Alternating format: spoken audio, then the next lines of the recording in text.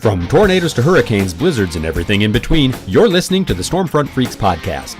The Stormfront Freaks are former television meteorologist Mark Massaro, atmospheric science graduate and Skywarn storm spotter Brady Harris, digital meteorologist and weather producer on the Weather Channel app Dina Knightley, former on-camera meteorologist at the Weather Channel Kim Cunningham, and I'm your announcer and Skywarn network coordinator Mark Johnson. Now, here's the moderator of the Stormfront Freaks podcast, Skywarn storm spotter and chaser Phil Johnson.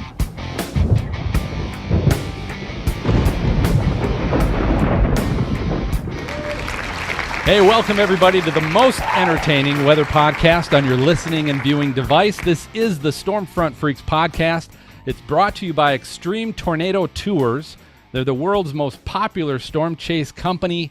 It seems like these guys are always on the storms and the major ones, which is why you got to check it out. But their seats for the 2019 season are filling up fast, and they're running a big sale right now through the weekend with $500 off select tours. So if you visit extremetornadotours.com/sale, you can get more details on that as well. But hey, if you're a first-time listener, thanks for stopping by. Be sure to go to stormfrontfreaks.com, access our library of previous shows and famous weather guests from the weather industry, like the Weather Channel's Jen Carfagno, and Fox and Friends' Janice Dean, just a couple folks we've had on in the past. But this is episode 75. And to celebrate National Women's History Month, we have award-winning Puerto Rican meteorologist Ada Monzon is joining us tonight. Looking forward to chatting with her. We're also going to be playing our lightning round game and asking the question of the week: what do you think would be the hardest geography to forecast for? And I think we're going to have a lot of feedback on that. We also have our exclusive tracker chat and tornado track segments. And we have a request to bring back another episode of Weather Fools. So we got a big show tonight. But before we get to all that, it is National Weather Podcast Month. And we're encouraging everyone to take the Weather Podcast Challenge, where you listen to an episode of each of the 6 independent weather podcasts this month. You can visit weatherpodcastmonth.com to find and learn more about some of the other great weather podcasts. There's ones like Weather Hype, Carolina Weather Group, Weather Brains. There's a new one called B Squared. And then with us tonight from Ice Station Houseman is co-host Joel Houseman. So Joel, welcome. Hey, Joel. Hey, thanks for having me. So good having you on the show. We'll talk a little bit more about Ice Station Houseman later on. But it's always happy hour at the Stormfront Freaks bar when we get together. It's our way of introducing our co-hosts as well as letting you know. We just like to have a little fun and be laid back around here. So I'm going to start first, of course, with our intern this spring. So we found out Morgan Clark. She's an atmospheric science major at Ohio State University, but we just found out you're potentially going to grad school. So you haven't picked which one yet. Where are you going?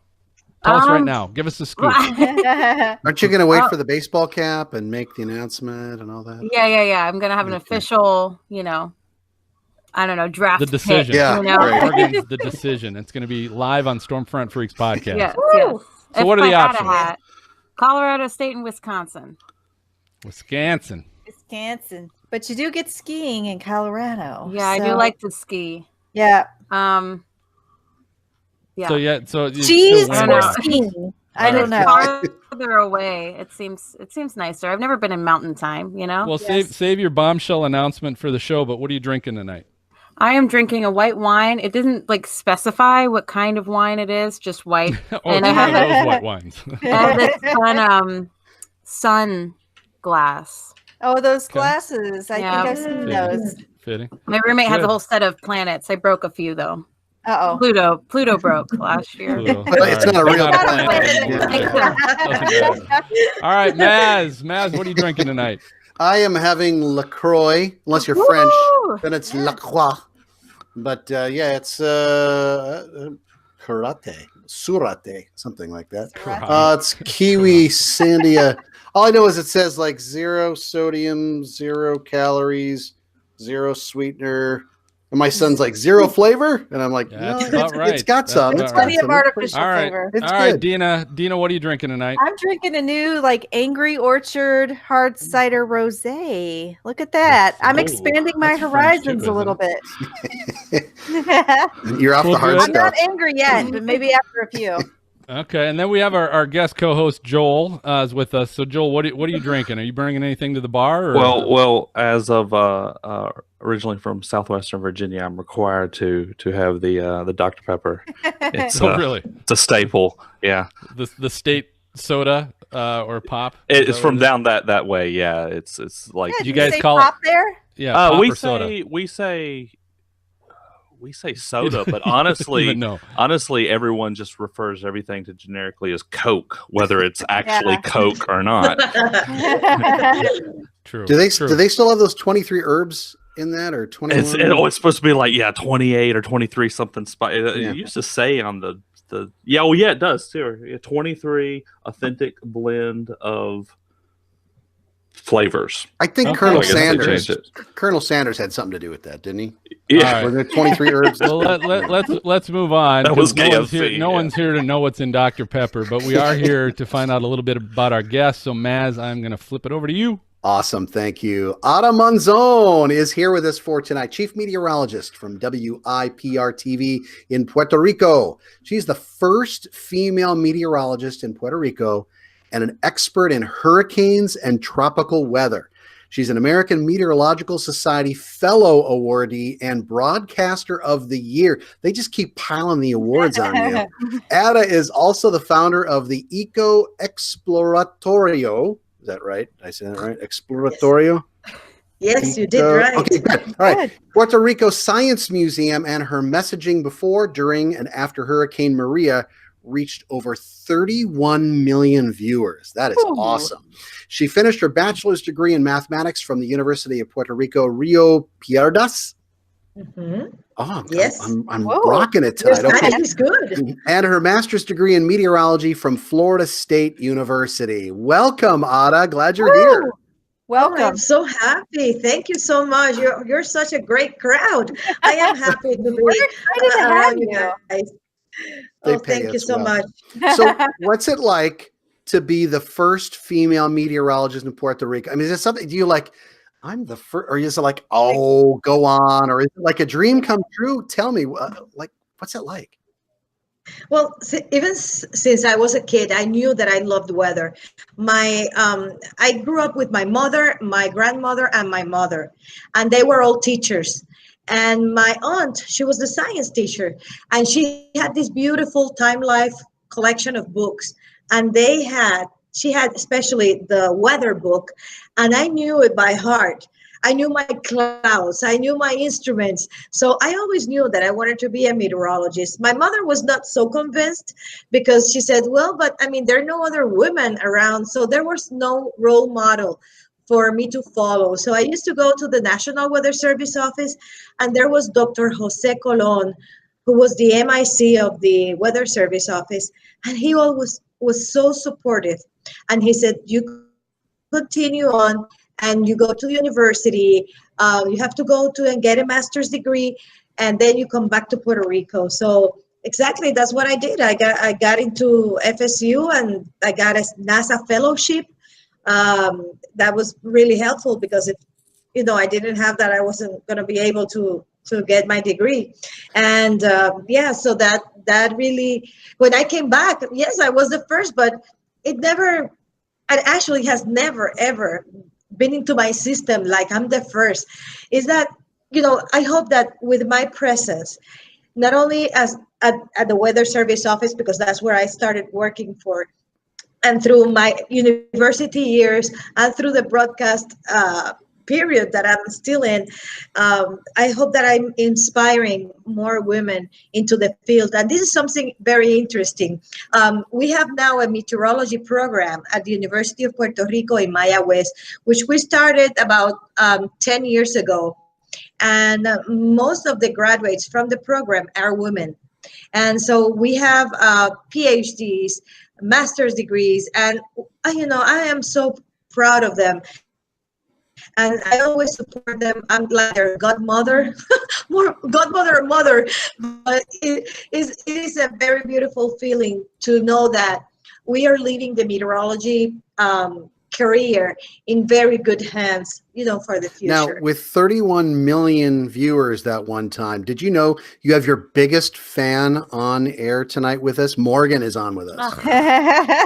Oh, Morgan. Aw. Well, I'd like to add that I'm glad that I live in an era where I can have role models. So thank you for being one of them. I can't say you're the one that made me change because, I didn't know of you when I was younger, but I do have a similar story with the book. My grandma was a librarian. And she had this like tornado book, and that was very interesting to me when I was probably 7 years old. And I think that's what sparked my interest in weather. So yeah, it's very similar. And I'm also amazed that you've been working in meteorology for 30 years like that. You don't look it. So Thank you. that was one of I remember at AMS, I was like, there's no way. Unless So- you've been so- working. I do have a question. I'm sorry. Go ahead. What were you talking about? Your daughters? No, that I also have 3 beautiful daughters. None of them wants to be in science. They're all in finance. So, but still, they Where the money yeah, is. exactly. Yeah, but the thing is that they got this discipline, the scientific discipline. They do have it because they had to do science fairs with me like for 6 years. Yeah, but it's very interesting. Time flies, and I still feel like, this is not over. Actually, after Hurricane Maria, there's so much to do that it's like I am starting once again into a new path. So you were talking about now the university and the number of women graduating with meteorological degrees. How was it 30 years ago in Puerto Rico? What was the climate like for a woman to be in a STEM program like that and to be in science? What's changed over those 30 years? There was one person at the National Weather Service forecast office when I used to volunteer, and he told me once that I would never be a meteorologist because the career was very tough, and that working shifts was going to be very hard on me and my family. So that really made me very mad. And later on, when I came back, he was not there at the office at that time. Even when I was at FSU, most of the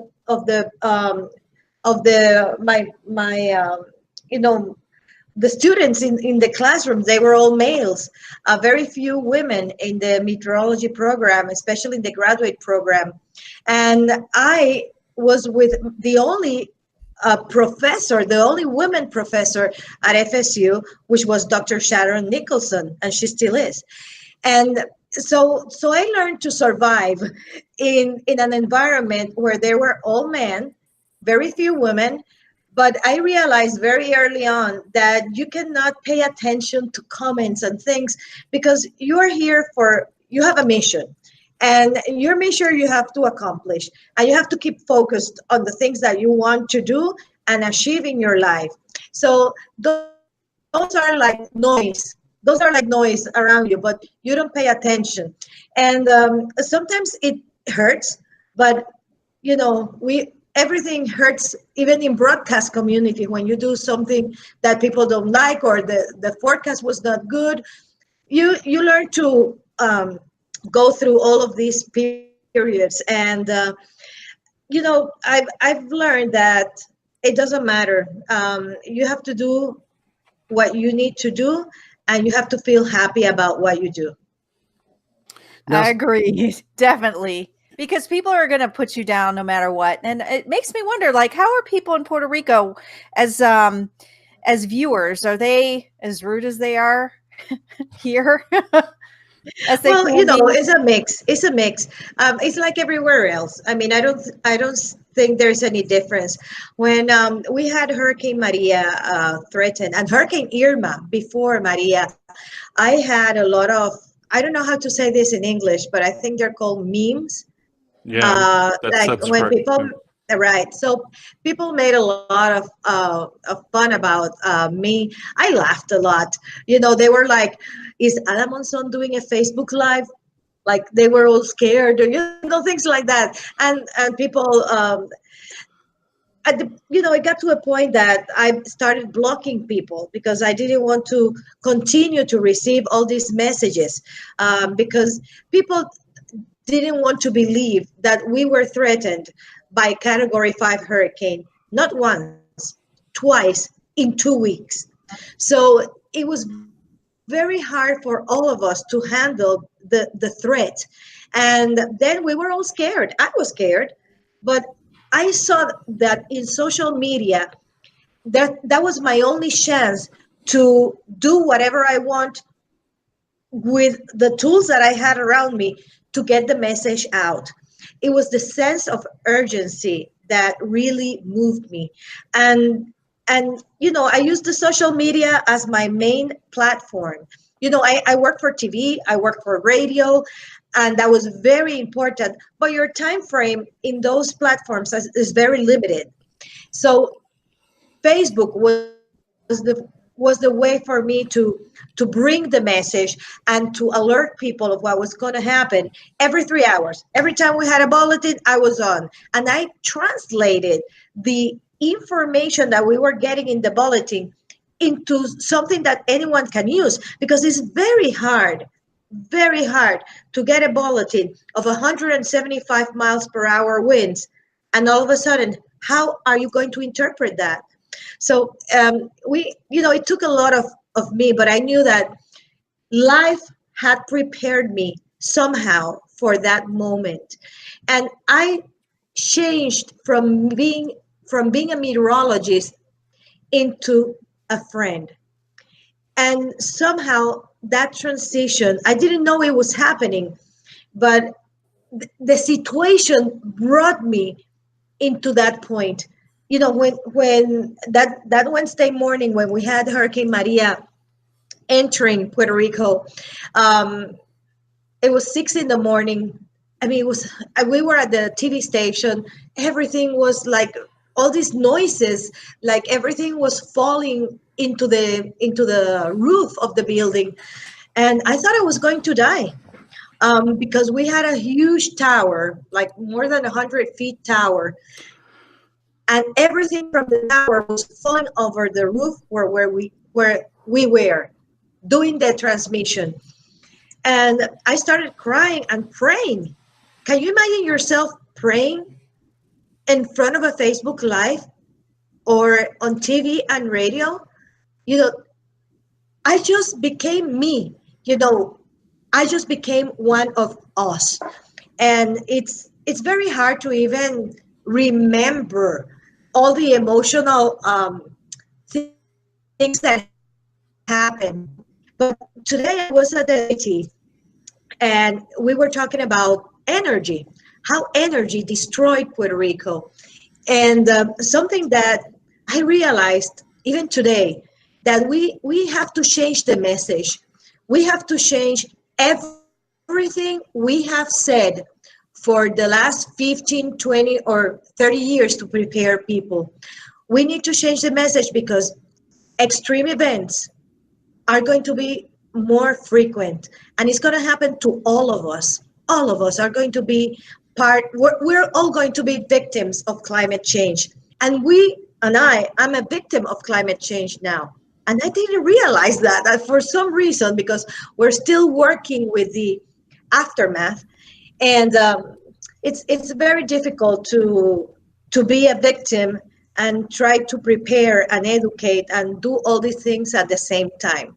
A lot of emotional component and behavioral component is coming into place, and it's not getting easier every day. It's not. Go ahead. What is Go it ahead, like Dina. now in Puerto Rico? It's been like 18 months. I mean, what's it like there? We're back. I mean, the tourism is back. It's a lot of mission. And I think that we have a huge opportunity now after Hurricane Maria to do better. We cannot keep doing things like we did before. That's why we have to not think outside of the box. We have to break the box and start over. And I think that we're in a good path. It's just that it's a process and it takes time. And, as long as we walk on the same way, although we can have disagreements on how to do things, as long as we have the same purpose and the same goals, we're going to be fine. It's better, but still we have some areas in Puerto Rico that are they have no roofs in some of the houses. The strong and resilient houses, they fared well. They had water damage or maybe some minor damage. But the ones that were not resilient, the ones that are not built by under the code, or they're not in the safe areas, unfortunately, they had major damage. And with the recovery is probably not as fast as we want, because the funding to make the recovery faster is not coming fast enough. So everything is being delayed. Even something that I heard today, let me pull out these numbers. Energy was the big issue. We needed 62,000 poles, electric poles. Wow. 62,000. 62,000. 2 million. Wow. 2 million feet foot of cable for all the lines, for the transmission lines, for all that. So when they try to call, from the government, they try to call and get these things, there was no material. Resources are finite for catastrophic events. Even people from FEMA that I know that they were working to get some of the supplies, when you were asking in terms of thousands what you needed, there were no resources even in the United States. So that's something that we have to think about. We have to think about extreme events, how to prepare, and how to start working in either piling up for these things in some centers, or having the distribution also. There are many issues that we as meteorologists, of course, we educate. We are the link between the community and the science. But at the same time, we are part of the policy, of the public policy that is around us, and we need to bring that science so that the politicians and the government take the best decision and make the best decisions for preparing to these catastrophic events. So there's a lot to learn, especially in terms of health. I never thought that we were going to have so many deaths. 2,975 deaths. Wow. That's something that is unbelievable. Yeah. That's insane. So and we think about Katrina, and this was even worse than Katrina. So I don't know the answer. We're still looking for the right way to do things, but we are back, and business is back for many people, but there are many issues. You have to think about energy, communications, social services, education, infrastructure, health, so many details that we have to think about and be prepared for. Ada, I had one more question. You were talking about preparation, because I was wondering, now what would you do different? You kind of answered a lot of that. A lot of that's preparation. But I was reading that you were starting or trying to start a weather network with Earth Networks, and there was something like 12 stations. So how does that work? Well, we have now 17 weather stations. 12 of them are already online. 5 will be pretty soon, because we coordinate that with the Puerto Rico Department of Education. So what we're trying to do, so schools are communities, right? At the same time, they're school communities. And that's where we gather our future generation and the teachers. And we're trying to build resiliency through innovation in STEM education. And that's a project that we have taken for the last 18 months that actually we're finishing by the end of this month. And it's been very interesting, because now we're providing, we lost all the weather infrastructure, Dina. We lost it. We lost the Doppler radar. I show that at the AMS. Even a month after the hurricane destroyed the Doppler radar, I went out there with the engineering, some of the engineers of the University of Puerto Rico in Maya West, and we found the radar. It was debris. What we found, we kept the feed horn. The feed horn, we have it at the museum. Let me tell you, that we found the feed horn, but nothing else. And even the tower was kind of tilted and turned. So we know that the huge tornado, the debris field was huge. And the last reading from the radar at 4,000 feet was 223 miles per hour. Wow. And that was when the eye was about to make landfall, because there was a double eye configuration at the time it made landfall, but the inner eye was collapsing while the outer eye was becoming more intense.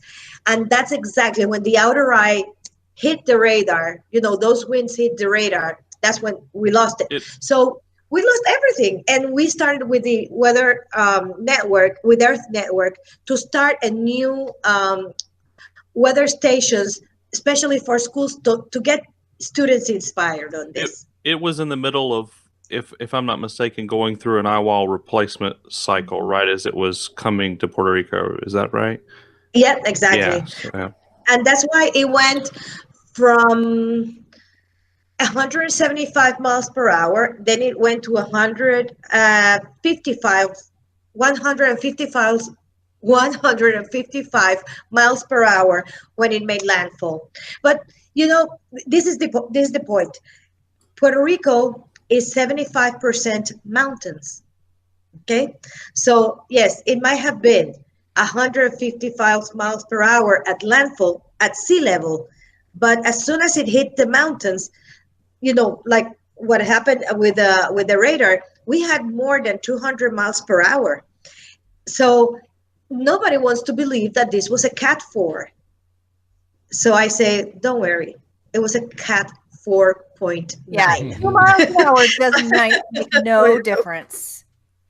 It makes no difference, but still, it's very hard for people, especially in the mountainous region, to remember. Well, hey, I'm going to take a quick break, but hey, you guys, you all have your favorite go-to daily weather app, right? I mean, just the one where you're trying to get your daily weather information. How many times do you have to click or scroll through your weather app to find all the information that you're looking for? Swipe up, tap, all that kind of stuff. Can you believe there's a new app that shows you the hourly temp, the sky cover, and precipitation forecast for the next 24 hours, and your local radar, all beautifully on one screen. So you can look one screen, all this information's on there. Atmosphere Weather, it's the last daily weather app that you're ever going to use. You can scroll through the next 7 days to see what's ahead. Atmosphere Weather can also integrate your calendar and display your events on its 24-hour daily clock, so you can tell if you'll need to bring an umbrella to the soccer game this weekend. But you got to try it to believe it. Download Atmosphere Weather. Now it's on iOS and Android, and you can try it for free. Again, search Atmosphere Weather. So we're going to take a short break. Go ahead and refill your drink and check out Tracker Chat with the Tornado Trackers, discussing the tornado events that shaped them. We'll go ahead. We'll be right back.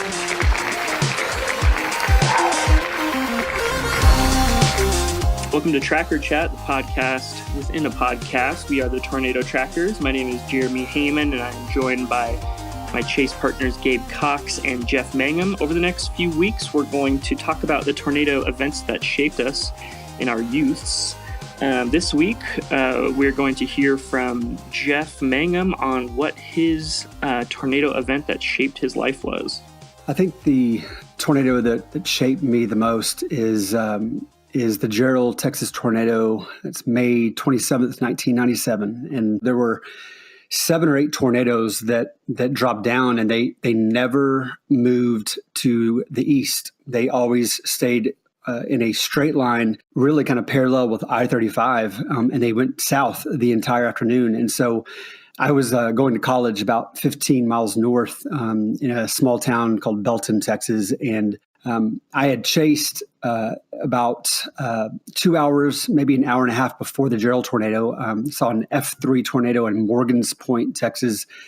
And that thing dropped right behind me. And it was really intimidating, really, really strong. And I went back to the house and started seeing reports that a tornado had been seen and spotted just north of Gerald. And so got back in my car and drove down I-35. And once we got into kind of the town itself of Gerald, the tornado at that point had wedged out.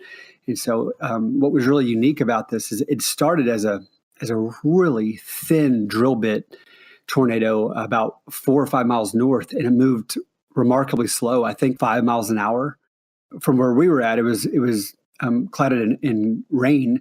And we didn't know that it was going through really the only true neighborhood in Gerald. Gerald's a small town, very close-knit. And that tornado came through the Doubletree Estates, which was really the most prominent neighborhood in Gerald, and absolutely took everything out. And it some of the scenes that we saw after that, or the pavement being ripped up, you saw cows and you saw animals that were dismembered all over the place. It was an awful, awful sight. And 27 people had lost their lives that day.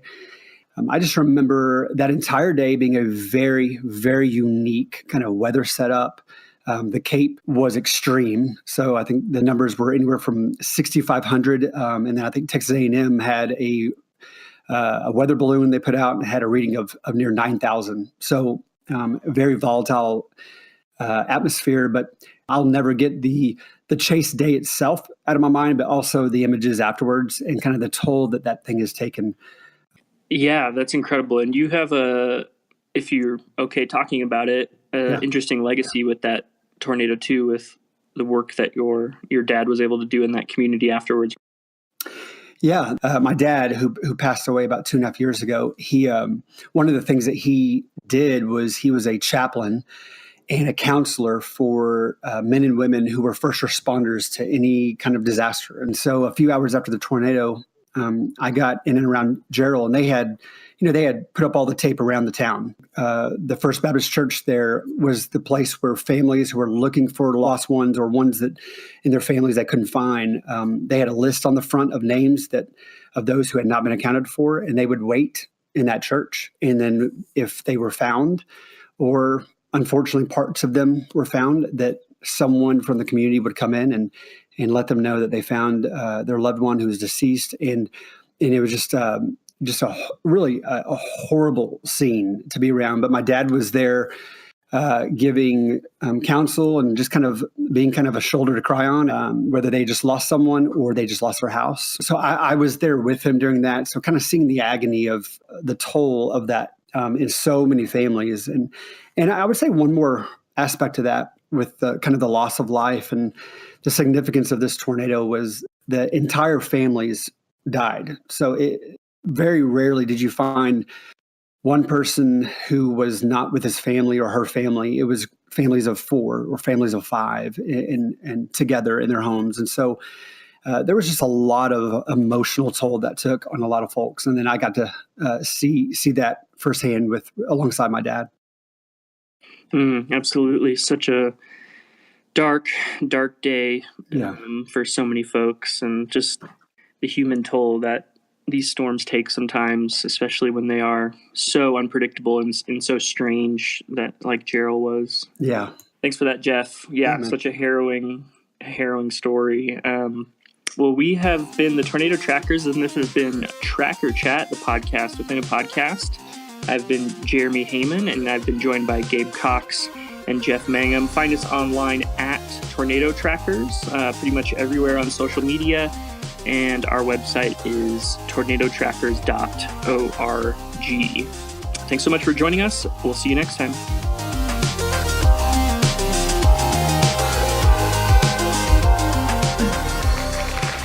Hey, welcome back, everybody. We're with Puerto Rican meteorologist Monzon.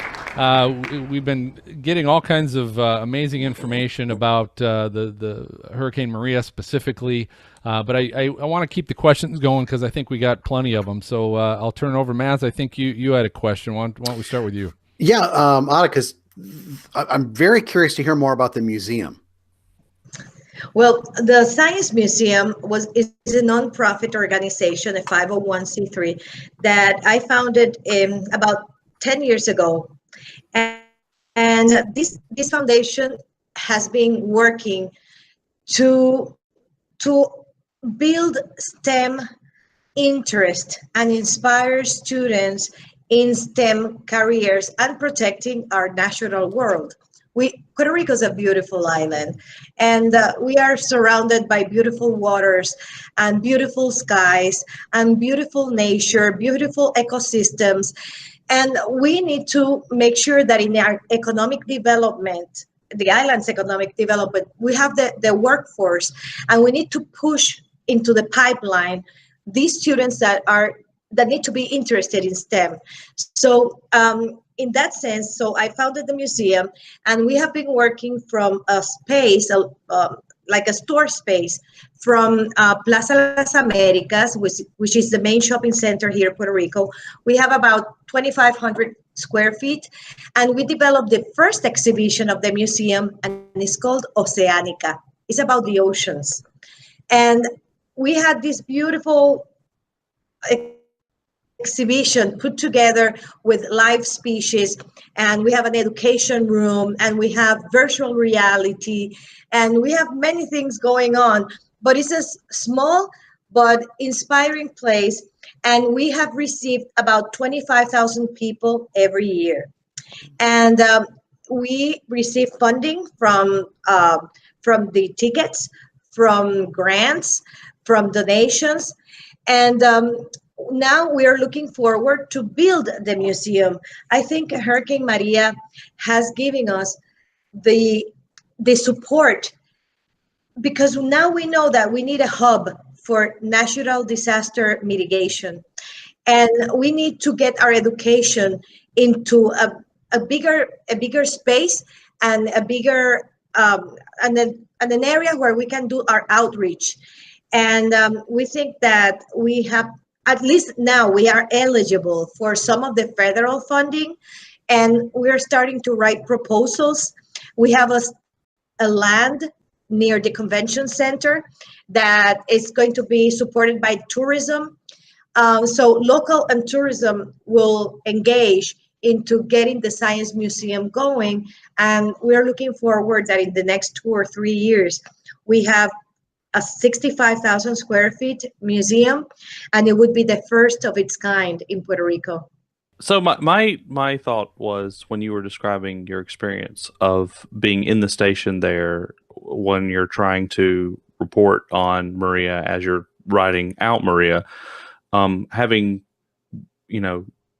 everything that you thought was important and that you knew about a storm of that caliber before the storm hit versus after it hit, what was the one thing that surprised you the most that you now think would be important for people to know, having been through it and, yourself?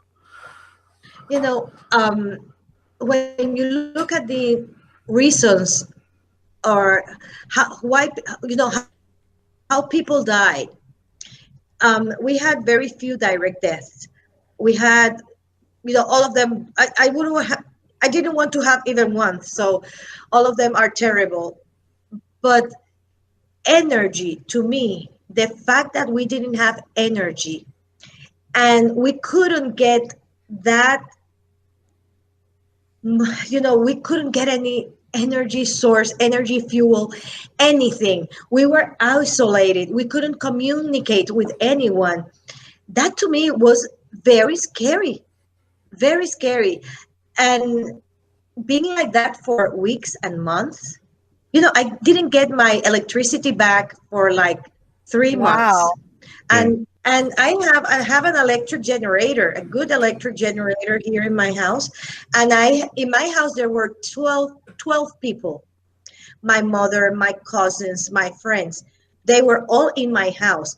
In a way, it was fun, because I couldn't remember since I was a kid when I had that many people in my house sleeping over. Okay, so every time I came back from work, I had food. Somebody had cooked for me. So and we were talking until very late at night. So there were good things, People were out on the streets and children were playing outside in the street. But in the sense that how my message is going to change, I am going to put more focus on the energy issues and being I don't know how to say this in English, and I'm sorry I don't, but to be self prepared or reliable, self-sufficient. I mean, yeah, self-sufficient. Yeah. To be self-sufficient, because you cannot depend on anyone. Okay. Yeah. So you were assuming that you were going to have energy or at least some kind of communication. You assumed that you were going to have your market or something to buy food or to buy water, but all of a sudden it was 4 weeks. Where in the emergency plans did you say that you needed to have food and water for 14 or 21 days? No, you say 3 days, 4 days, maybe 7 days, because you assume that everything is going to work. Well, maybe it works for the United States, but it doesn't work in the island environment. In the island environment is difficult because now we lost our ports. There was no way to get things, humanitarian aid, through ships because all the ports have lost their markings, the buoys, we couldn't get fuel into the island. So everybody was making lines like for hours and hours and hours. And when you get a chance to get your fuel, you can only do $5 or $10. I don't remember how much, but not enough. But you had your family that it was far away. So we had to rethink everything we did. Even going to work, I remember going with my husband in one car because we needed to, be thoughtful about the fuel. And yeah, things like that you never thought that you were going to need. Now is going to be part of my message. It has to change. It has to change. And that's what I'm telling you, that in weather events that are catastrophic, you need to change your message. It's not one message for all. Yeah. Okay. Well, hey, I'm going to keep things moving here, guys. One question I do have for you, Ada, is how can our listeners find you or follow you on social media? Oh, it's very easy. You just follow me at Ada Monzon, AdaMonzon, in Twitter, Instagram, and YouTube. In Facebook is Ada R Monzon, AdaRmonzon. And also you can follow Eco Exploratorio, the Science Museum, at EcoExploratio,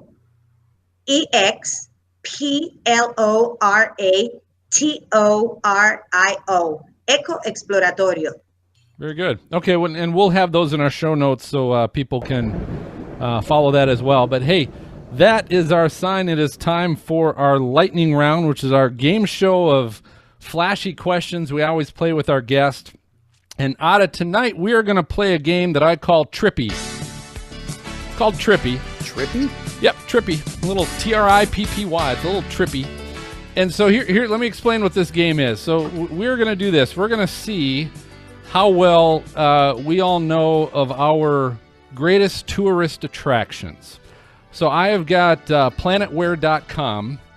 I've got the top tourist attractions, top 10 in the USA, and the top 10 in Puerto Rico. And so I'm going to pit Ada against the freaks. And Ada, you are going to try and pick what the top 10 greatest tourist attractions in Puerto Rico are. And the freaks have to try to pick the top 10 greatest attractions in the USA. And what I'm going to do... Oh, thank God. If it was the other way around, we'd be, we'd be here all night. So I'm going to go whoever gets to 3 strikes first. So whoever gets to 3 that they guessed wrong will be the loser. And, of course, then the other one is the winner. So So here's what I'm going to do. I'm going to start with the freaks, and I'm just going to kind of go down the list. So, Dina, I'm going to start with you. Okay. These are the top 10 tourist attractions in the United States. And now these can be landmarks. They can be places to go and visit, stuff like that. But the top 10. So what is your first guess? Let's see. I'll probably say New York. Maybe the Statue of Liberty? Say the Statue of Liberty. That would be correct. Statue of Liberty is number 3. Okay. So you got that one right. Now I'm going to go to Ada. So Ada, you've got the top 10 tourist attractions in Puerto Rico. What do you think might be on the list? Old San Juan. Old San Juan. And that is correct. That is number 4 on the list. That's cool. That's Number cool. 4. Yeah. Ooh. So you got that one. All right. So now I'm going to go back to the freaks. Joel, I'm going to start with you now. Joel, you've got 9 more to pick from. What do you think's on the list? The Grand Canyon's got to be on there. The Grand Canyon? That is number 1. Oh, Well done. nice. Number 1 on the Joel. list. So Joel, got that done. I'm going to go back to you, Ada. Okay. El Morro. The And fort. El Morro, the fort. El Morro, the fort. Now, forgive me here as I'm looking up all these Spanish names. And Ooh. I'm going to say no. El Morro. Spell it. Impossible. Spell it. Yep. ELMORRO. Nope, El Morro. that's not on there. That's not on there. All right, so Okay. this and if you got a problem with it, you just got to take it up with planetware.com. Don't get mad at me. I didn't make these up. Okay, now we're going back to the freaks. Maz, you got 8 more on the board. Niagara Falls. Niagara Falls. Feels like family food. Good That is answer. Good correct. answer. That is correct. Thank you. I started deleting them, so I don't remember what numbers they're on now. But you got it. You got it. So What- Ada, where did that rank on the list? El Yunque. I think it was number 2, but I started deleting them, so Okay. you can't tell now. I won't be able to give you the answer on that. But Ada, I'm going back to you. Pick another one. El Yunque. El Yunque. The El rainforest. Yunque Natural Rainforest. That is correct. Oh, everybody's That is kicking correct. butt. So you got that one. All right, now I'm going to Morgan. Morgan, we got 7 more for the U.S. Alrighty, you got the Grand Canyon. That was my go-to. Old Faithful, the geyser. Oh, That's yeah. what's yeah. And where is that? Yosemite. Is that one of the? Is that Yosemite? Yosemite National It's Park? not Yeah. Jellystone. Yellowstone. Oh shoot! No, I think okay, it is. Yeah. is- You're it's right. Yellowstone, You're right. correct? It's Yeah, Yellowstone. it's- Yosemite's it's in Yellowstone. California. You're Yeah. right. You're right. Yellowstone National Park was on the list, so good job. All right, Ada, going back to you. Are you cheating? You're looking at something. No. I'm gonna call cheater on I'm you. so here. sorry, messages. The bioluminescent bay in Vieques. The bioluminescent Mosquito There's Bay, a couple. whatever Yeah, that last Mosquito word Bay. is. Yes, Oh. that is. Mosquito Bay. That is a yes. Bay. I want to see that. Yeah. However you pronounce that. All right, we're going back to the freaks. Dina, you're back. I'm You going got to say 6 Mount more. Rushmore. Mount Rushmore. That's That would be oh, incorrect. Mm. wow. So you each got a strike. Ada, going back to you. Pick another one. You got 7 The more.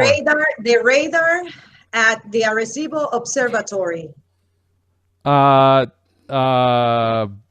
The huge radar Here- platform. With Here's the what I'm going to Arecibo do. I'm going to Observatory. give it to you because I see Observatorio de Ese Arecibo. mismo. Exactly. Just Okay. say it right. Yeah, she says, yeah, that one. That's right. All right, so good job. So you got it. We're going back to the freaks. Joel, we got 6 on the board. I used to work a few blocks from it. I got to say the White House. The White House. The White House is Good job. correct. That's Joel, you that's keep another stealing all my answers. One. All right, Ada, going back to you. You got 6 on the board still. Another tourist attraction in Puerto Rico. I mean, the islands of Vieques and Culebra.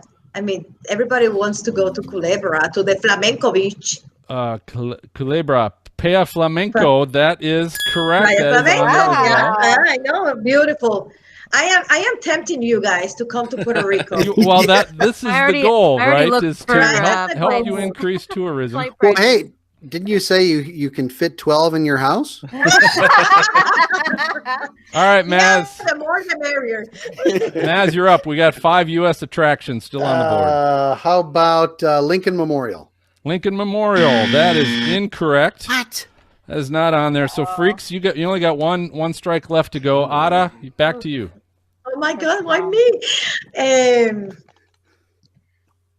People like to go to Rincon, to the waves, to do the surfing in Rincon. At Rincon. I'm going to say that is a no. It's not on there. All right. Hey, that's just another one. I mean, you're going through all the great options Number 11. in Puerto Rico. All right, so you guys both have 2 strikes. Morgan is coming down to you. There's 5 on the board. I have a map on my wall. I keep looking at it to Cheater. No. I'm not looking. It's not the internet. Go ahead. You're up. I gotta think there. Las I think Vegas. that's a good answer. Oh, that's a good The one. Las Vegas Strip. I was gonna say very it doesn't scared necessarily and very have to be nervous. like a park or something. It can be other. Yeah. All right. Yeah. All right, Otto, we're back to you. Now you got 2 strikes as well, so pressure's on. Well, I'm going to tell you one of my favorite places. It's in Calle. It's called Guabate, where the pork. Pork. Guabate. I would say Guabate. How do you spell that? Guav as in Victor, ATE. That is incorrect. No I pressure. am going to touch someone. 31 million people watching. That's right. So I'll tell you what, Ada, that was awesome because you were your own team. All these guys got like 5 people on their team. So let me cover what you guys missed. So in the United States, we still had Walt Disney World Resort, Times Square. Man. What was the other one? Times Square, Oh, yeah, okay. the Yeah. Golden Gate Bridge, Oh, yeah. and Waikiki Yep. in I wouldn't. Hawaii. Oh, I wouldn't have got that. Yeah. All right, now here's what we still had in Puerto Rico. Now you might have to help me with this, Ada. Okay. Castillo San Felipe del Moro. That's the one. I Oh, told did you say that one? Eduardo. Yes. Oh my goodness. Okay, hold on. Okay. Doesn't matter. Okay, Okay. so that was okay. So I'm going to call a tie. I told you I was going to screw this up. So all right, so you got that one. Here's the other one, and you probably got this one too. The Camus Caves, CAMUY. The caves. Okay, the caves. Yeah, that's beautiful. Okay, Yeah, the caves. Then there's Museo de Arte de Ponce. Oh yeah, Museo de Arte de Ponce. Yeah, talk about museums. Yeah, that's exactly what I said. All right, the other Right. one is Playa Mar Chiquita, Manati.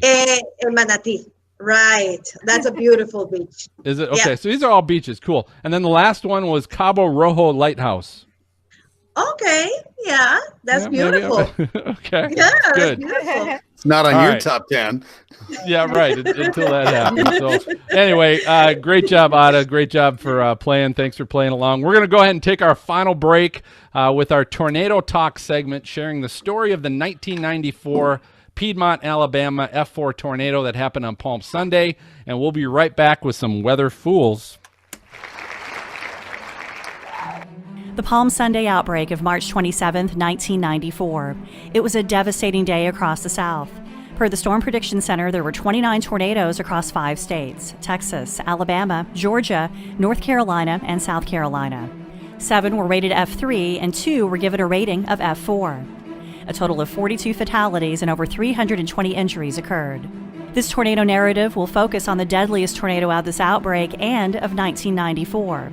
It was rated F4 and moved 50 miles through St. Clair, Calhoun, and Cherokee counties in Alabama and lifted just over the Georgia state line. The supercell that produced this tornado tracked at least 200 miles from east central Alabama into South Carolina. The Goshen United Methodist Church in Piedmont, Alabama was hit during Palm Sunday services. 20 people at the church were killed and 90 were injured. The Piedmont tornado developed 1 mile south-southwest of Ragland in St. Clair County. It raced to the northeast between 45 and 55 miles per hour. Several structures east of town were destroyed. The tornado then moved into the Neely-Henry Lake area. A woman was killed as she tried to secure a boat. The storm moved into Calhoun County, and a man was killed when the van he was in was thrown into a ditch. This occurred as the twister crossed U.S. Highway 431. 3 others in the van were injured. Away from this area, the tornado continued its northeast track, causing scattered damage to mainly homes. It entered Cherokee County at 11:35 a.m. Central Standard Time. At 11:39 a.m., the tornado destroyed the Goshen United Methodist Church. The time was determined by a radio time check of a Piedmont, Alabama police officer's call to police headquarters as he spotted the tornado about to strike the church. He had no time to warn them. The National Weather Service in Birmingham, Alabama, issued a tornado warning for southern Cherokee County about 12 minutes before the tornado hit the church. The congregation did not have a NOAA weather radio or any other means of receiving a warning. Reverend Kelly Clem was the pastor at Goshen United Methodist Church when the tornado hit. She lost her 4-year-old daughter Hannah in the storm. Here is Reverend Clem in an interview for the United Methodist Church in 2011. I was the pastor of Goshen United Methodist Church in 1994. It was Palm Sunday. We were halfway through the service, and a tornado dropped down and destroyed the entire church, and 20 people were killed. One of those killed was my 4-year-old daughter, Hannah.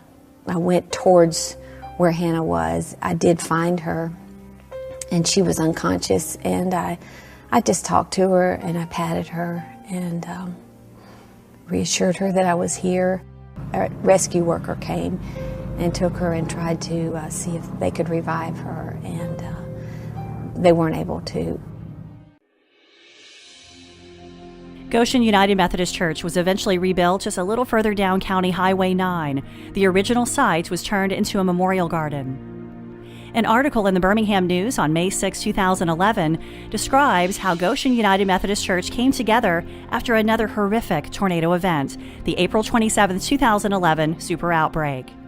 Approximately 100 of its members were involved in volunteering to help the victims. The church became a relief center with supplies. Renee Turner coordinated the efforts, and she was quoted as saying, "We're here because of the tornado in 1994.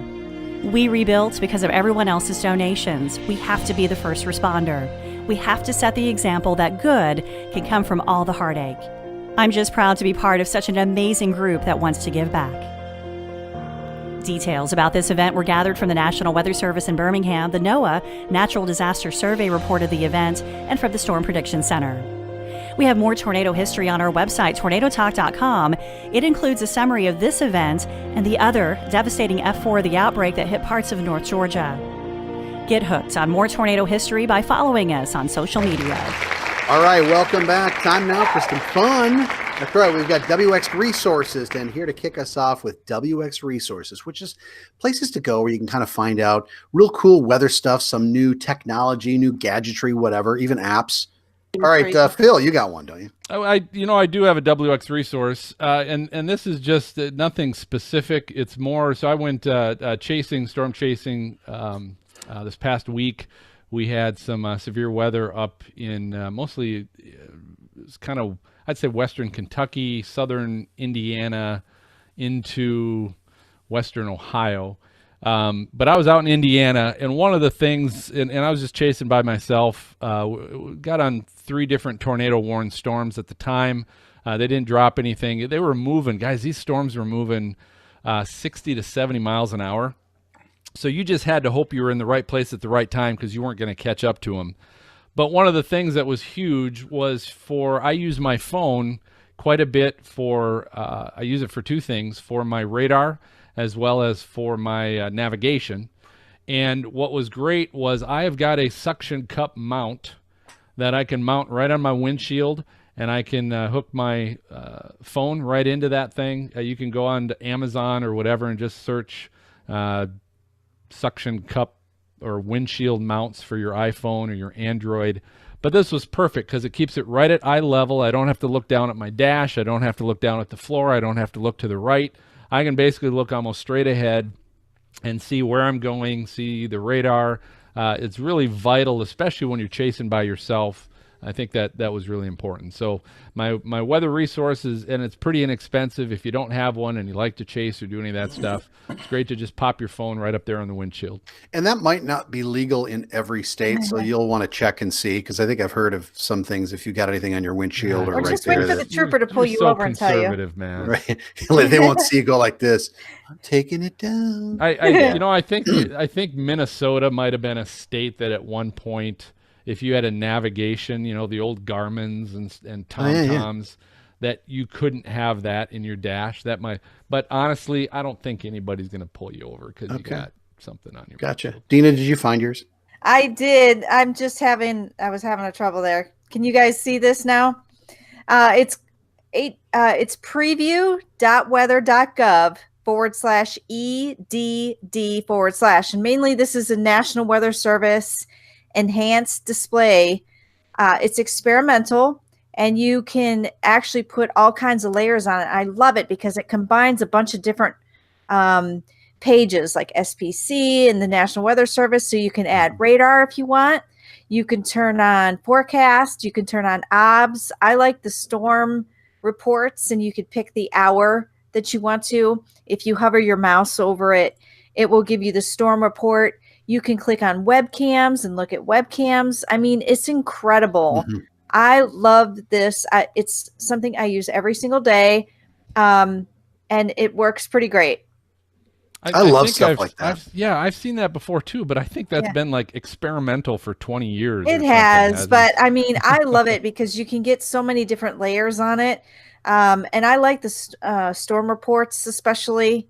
And then being able to kind of like even look at a webcam if you want, it'll give you forecast everything. It's EDD for the ADD. Exactly. All right. Just saying. Squirrel. Sorry. All right. So, Joel, do you have something? I do. And I am sharing this guy real quick so you can see.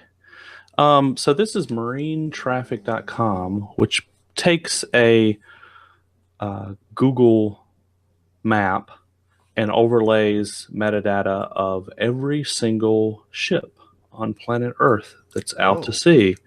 So even the secret ones? I know people have probably seen photos before of severe storms approaching an airport where you'll see all the planes trying to route around the storm or, circle ahead of the storm or behind it, waiting for the storm to pass so they can land. Same concept, but for boats in the ocean. And you can even see some along the Mississippi and other rivers. There was a lot of chaser convergence there in the Baltic. Right. Exactly. So do the different colors mean something? Yeah, so they're different ship types, ship classes. But this is a not really super interesting right now, but in hurricane season, this resource is really interesting to watch because as a storm, the warning starts popping up in the ocean and it starts to organize and, maybe it becomes a tropical storm, then maybe it becomes a Cat 1. You will see all of the smarter vessels start to get out of its path. And occasionally you find one maybe not so smart captain or very brave captain just go right through the middle of it. And if you drill down on a particular that would ship, be Captain Morgan, right? By the way. And not you, Morgan, but when you mouse over some of these, Captain like Morgan. the big blue ones here, these are cruise ships. Big the red purple ones. Do they put the name of the captain on there so you can make them a weather fool next episode? This one's a Hong Kong flagged. There you go. Big, that looks like an oil tanker. That's not a cruise ship. Yeah. Maybe in China. I don't know. This one right here is a Norwegian cruise ship. Disney. That was a Disney cruise ship coming back to probably Fort Lauderdale or Palm Beach or something. Cool. But it's super interesting in hurricane season. Interesting. I really like this site. So now you can stalk your family on a cruise ship too. Right? Yeah, exactly. Checking. All right. Hey, and right along those same lines, I've got one too, and it's called. Yeah, Wow. I know, right? Once Good every job, 3 man. years. I'm proud of you. Good job. Okay. Okay. Is that better? Not yet. Yeah. There we go. There she is. Ooh. God, this better be good because we had to wait for it. Okay. So there's a whole bunch of different layers, but this Joel kind of goes along with yours because this one I've actually put on waves. Oh. Yeah. So if you hover over, look at that, 12.6 foot that's waves. great. I'm digging it. Check this out, 17, 18-foot waves, up 20-foot waves. I mean, how cool will that be during hurricane season? So explain what it is. It's another site that I look at. Us what the site is. It's the same thing, but for wind over land. It's like wind.com or something. Overlay them. Yeah. So yeah. So Maz, explain what you haven't given us the name of the website yet. Oh, I did. I'm sorry. It's VentuSky, VentuSky.com. And on the left side, it has a whole bunch of different layers that you can put on there. But I've clicked on the waves because I love that one. I was just like, oh, I'm totally. And of course, you can zoom into it, but I don't have my mouse plugged in right now because you can zoom right into that, and it's very amazing. I love the fact that you can see, like wind speeds, wind directions. I love that kind of stuff. Oh, that's neat. And you can wow, zoom you way actually in had a on really it. good one after 3 years. Yeah, Thank you. Yeah, that was worth the wait. See you in 2022. So anyway, so that is VentuSky, and of course you can. Do I have to unshare my screen now? Yes, you do. Just say stop sharing. You're good. Really? Did I do it? It's blank, but go. Oh, there you are. Go ahead. Okay. So and that's everybody, radio. Right? That's everybody. Yes. Thank you very much. Yeah. Okay, so you can check out all these sites in case you missed them. You didn't get a chance. Your pen ran out of ink, whatever. On stormfrontfreaks.com, episode 75 show notes, or on your podcast app, Phil. Pretty cool stuff. All right, good stuff. Great, makes for great radio on there. But that was good. All right, hashtag Weather Fools, Dina. You got it. All right. Yeah, this is the part of the show that's the most fun. It's the part of the show where we get to kind of make fun of you if you do something stupid, and it has to do with weather. We call it Weather Fools. All right, Phil, you've got one. What is it? All right, so my Weather Fool brings us to Twitter. And I'm not going to share this on the screen, but I'm going to cover with you. A lot of you probably saw on Twitter, there was a video this was from March 13th of heavy winds. This was down, I'm trying to think where this was. I think it was in Texas. Yeah, Amarillo, Texas. And there was a semi-truck going across a bridge or a big stretch, and it got blown over. Did you guys see that? Yeah, I video? did see it. So Blake Brown, that came from Blake Brown, and he said, so here it goes. He goes, not one but two semi-trucks flip over in the same spot. Well, that's not the Weather Fool. My Weather Fool is this. Lisa Dalzell Spooner. She is a anchor woman for, where's she at? NBC2 in Fort Myers, Florida. She came back and she said on Twitter, she basically said, hey, Blake, I know you have not for broadcast in this video, but if I ask pretty please, would you give an exception? I work for the NBC in Fort Myers, Florida. Thanks. And Dina, obviously you kind of have to deal with this as well. But all this did was just made all the chasers and photographers just totally ganged up on her. Aaron came back and said, hey, Blake, I know you spent your own money and your own equipment and gas to get to the location and have bills to pay, but I have no shame and do not care about the money you spent. Can you let me use this video? I'll give you credit because credit pays the bills, right? Lisa comes back and says, yes, because asking permission to use video on Twitter is a new thing, Aaron. I roll. Aaron came back and said, oh, it's definitely not new, but it should be looked down on. Your network will make money off the footage, yet you ask for video and promise credit. Credit doesn't pay bills, Lisa. Here's what Lisa came back with, and this is why she's my Weather Fool. Sensing a troll bot. So she comes back, she says, so how are we going to make money off the footage? You think 15 to 20 seconds of whether the footage is in the newscast or not makes a difference? No. It was really cool video. That would have been cool to share with viewers here in Florida who aren't there, but whatever. Oh, well, geez. of course, everyone was like, this is what newscasts do. They get good footage so they can get viewers to make money. That's what it's all about. Whatever is the kicker there. Yeah, and she has no clue. Obviously, she doesn't get the fact that this is how their stupid station makes money anyway. But it was just, she kept going down the rabbit hole and she made it worse for herself. So, Lisa, you are our hashtag Weather Fool. All right, Dina, let's wrap it up, please. All right, so this is a cute one. This was with all the snow. A cop finds a Mustang made of snow and tickets it, but it's not a real Mustang. It's something that a guy and his son, I think, carved out of snow. And if you watch it, it says, don't be fooled. That's no Mustang. It's a snow Mustang.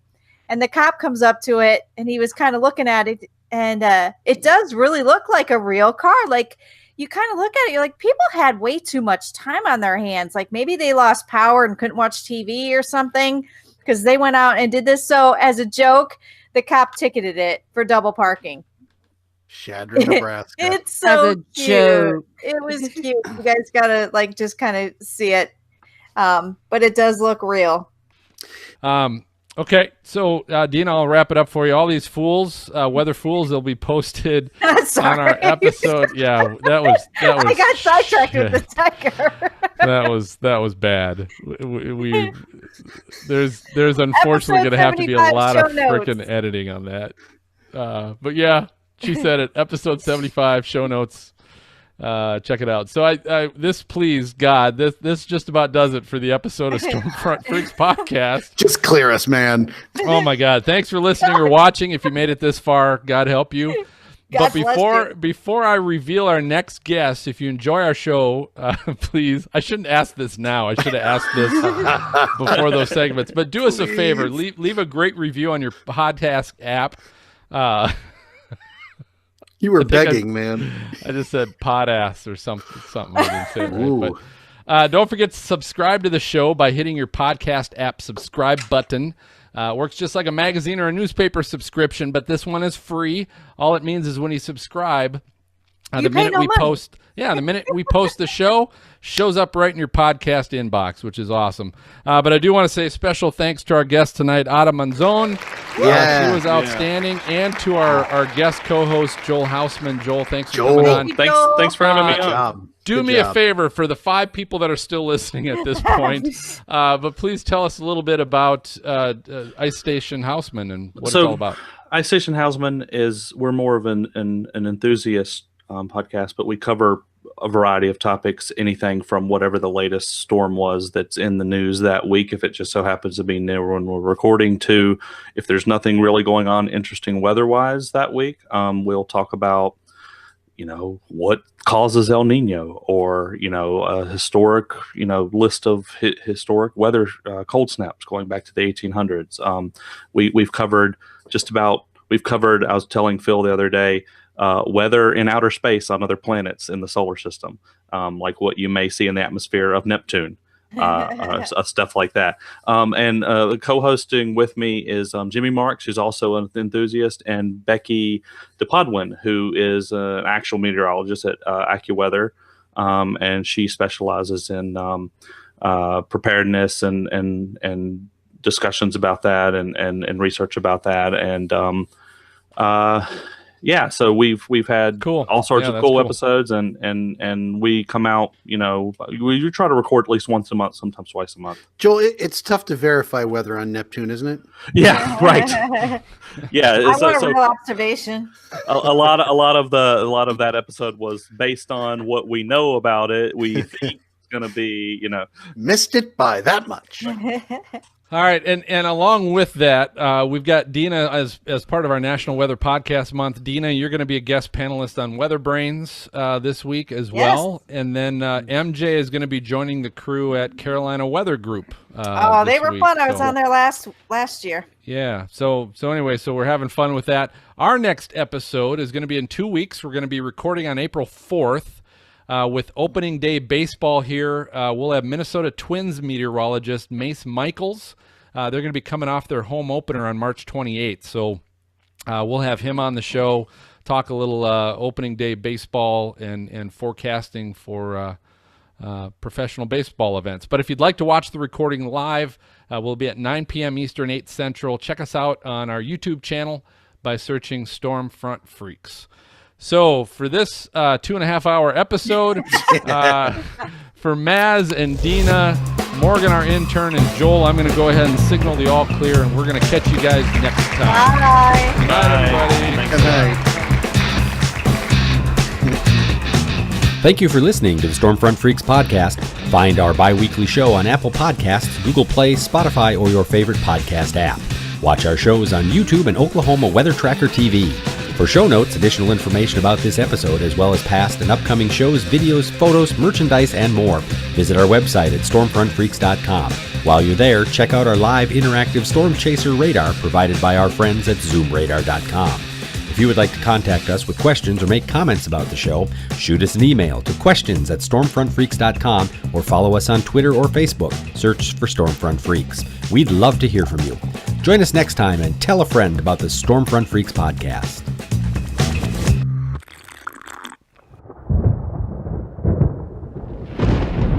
It's a good one. Morgan, I thought you were woke. I am woke. I'm woke AF. Okay. Air So Force? Morgan, are you going to ask your children what that or means? not? I'll do it. I'll Ask do your it. children what that means. Well, they would know That's too. harsh. That is harsh. Yeah. It's Grandpa.